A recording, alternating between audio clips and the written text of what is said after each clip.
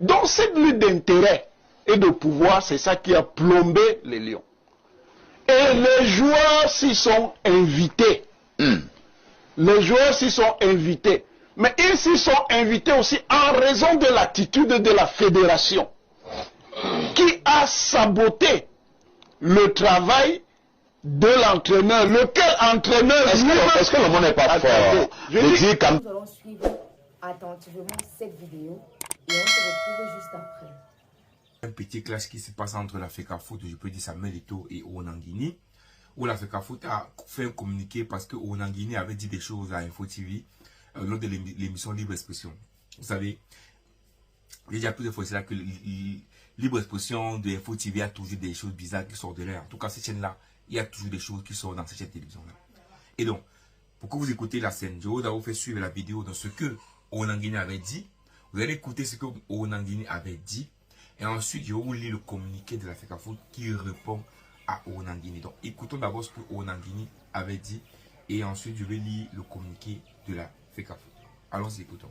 L'attitude de la fédération qui a saboté le travail de l'entraîneur.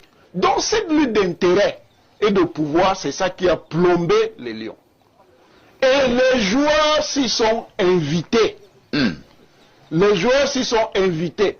Mais ils s'y sont invités aussi en raison de l'attitude de la fédération qui a saboté le travail de l'entraîneur. Lequel entraîneur... Est-ce que le monde n'est pas fort? Je dis comme que la FECAFOOT a saboté le travail de l'entraîneur. On a vu les stages. On a vu comment les équipements qui devaient être remis aux équipes n'étaient pas disponibles. C'était disponible, professeur. C'était disponible. Et pourquoi ils ne les ont pas eus? Alors, si vous permettez, que je... Et pourquoi ils ne les ont pas eus? Professeur, il y a un responsable du matériel qui est arrivé au Hilton Hotel et qui a été chassé au Hilton Hotel. Je vous donne l'information et le lundi, la fédération a adressé 2 correspondances au ministère des Sports. Vous vous y croyez? C'est une équipe de la vérité, mais vous avez parlé, vous répondez sans de non, enlevez le mot qu'on a refusé. Je dis on a refusé, non, c'est pas vrai. Ça a été refusé. Vous êtes en train de tort. Non, monsieur. Ça a été refusé. Et le responsable. Je dis ça a été refusé avec l'ensemble des équipements. Je dis on a vu les lions, on a bel et bien vu les lions marcher dans la ville de Yaoundé. Il n'avait même pas les tenues appropriées. Monsieur Onanguini, si vous étiez au Hilton, vous sauriez que les responsables sont venus avec l'ensemble du matériel. Et ça a été refusé. Mais on ne les a pas permis d'entrer. Vous savez comment ça se passe, monsieur Onanguini? Passons. Il faut d'abord restituer la vérité au peuple. Bon, vous avez restitué la vérité. Merci. Mais ça ne change rien, monsieur. Professeur, la FECAFOOT reste au cœur de ce qui se passe. Ce n'est pas un avis, ce sont les faits. On a compris. On va attendez, je n'ai pas fini. Rapidement, attendez, je n'ai pas fini. Et ça me tombe de vous, oh, monsieur Soulet. On sait d'où. Vous savez, quand on a du vélo, on sait comment vous n'avez aucune leçon à donner, monsieur. On sait d'où vous parlez. Donc vous n'avez aucune leçon à donner à qui que ce soit ici. Professeur, terminons. Je n'ai pas attendez, c'est décembre. Oh là là. Quand on ne peut vous voyez la vérité, vous dites qu'on fait la vérité. On vient de vous dire qu'il y avait les équipements. Pourquoi les joueurs ne les ont pas eu? Ils ont refusé. Les joueurs ont refusé. Oui. Vous voyez les joueurs en train de refuser les équipements.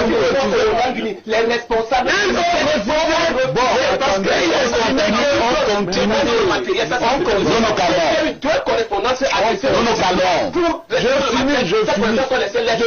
Très bien.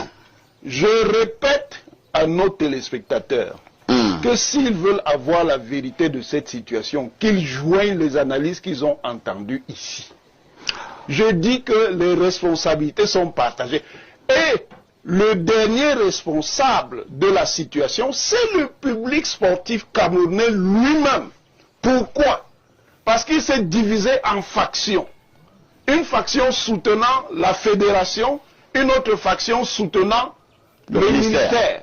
Et ça a contribué à plomber l'ambiance dans l'équipe. Voilà la vérité de ce qui s'est passé. Et c'est un vrai scandale parce que les Lions ont eu au moins une occasion supplémentaire de s'en sortir lors des barrages. Et ils n'ont pas été capables de le faire.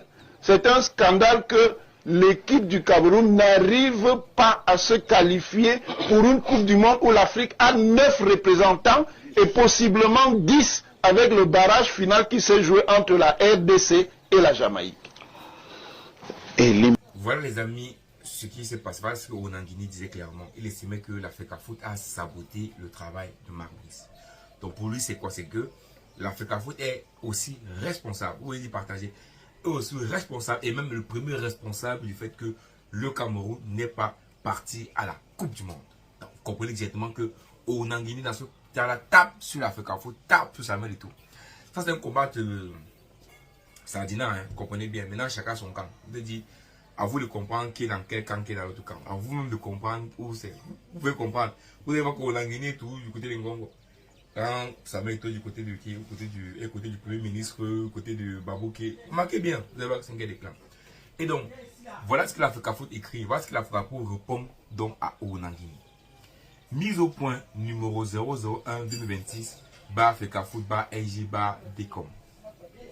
La Fédération camerounaise de football a pris connaissance d'une vidéo extraite d'un débat dominical sur Info TV dans laquelle des accusations à charge sont portées à son endroit relativement à la non-qualification des Lions indomptables à la Coupe du Monde États-Unis, Canada, Mexique. Dans l'extrait en circulation, l'on peut écouter le professeur Mathias Eric Onanguini motiver son argumentaire pour justifier avec véhémence que cette non-qualification affirmait que les joueurs s'y sont invités. C'est-à-dire que les joueurs ont refusé de prendre, de participer, en tout cas de porter les équipements de des Lions indomptables du Cameroun. Donc, ils ont parti parce qu'ils ont décidé de porter le message de Marc Brice. Donc, ils ont pris le camp, on peut dire. Les joueurs s'y sont invités. Mais ils s'y sont invités en raison de l'attitude de la fédération qui a saboté le travail d'entraîneur. Donc, pour eux, clairement dit, c'est parce que Onanguini dit les joueurs sont ralliés à Marc Brice parce que la FECAFOOT sabotait le travail de l'entraîneur. Il poursuit en réitérant, on a vu les stages. On a vu comment les équipements qui devaient être remis à l'équipe n'étaient pas disponibles. Avant de conclure en ces termes, on a bel et bien vu les Lions marcher dans la ville de Yaoundé. Ils n'avaient même pas les tenues appropriées. Et donc, voilà ce que la FECAFOOT dit. Face à des accusations d'une telle gravité, la FECAFOOT se sent le devoir de faire cette mise au point pour ne pas laisser prospérer quelque contre-vérité que ce soit au sein de l'opinion au risque d'entretenir une vaine confusion. À toute fin utile, il est important de rappeler à l'attention de M.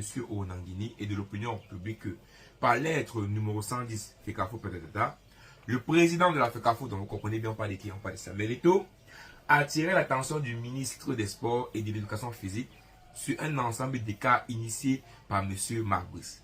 Parmi ces cas qui allaient de la décision unilatérale de ce dernier par le comité exécutif, de ce dernier de modifier l'encadrement technique. Donc pour eux, ils disent, Marc Brice a décidé de modifier l'encadrement technique et administratif des Lions indomptables nommés par le comité exécutif en date du 8 mai 2024. Donc ça veut dire, passant par la manipulation de quelques membres du staff. Donc pour dire clairement que Marc Brice a voulu modifier en fait l'encadrement technique et administratif qui avait été voté par le comité exécutif le 8 mai 2024.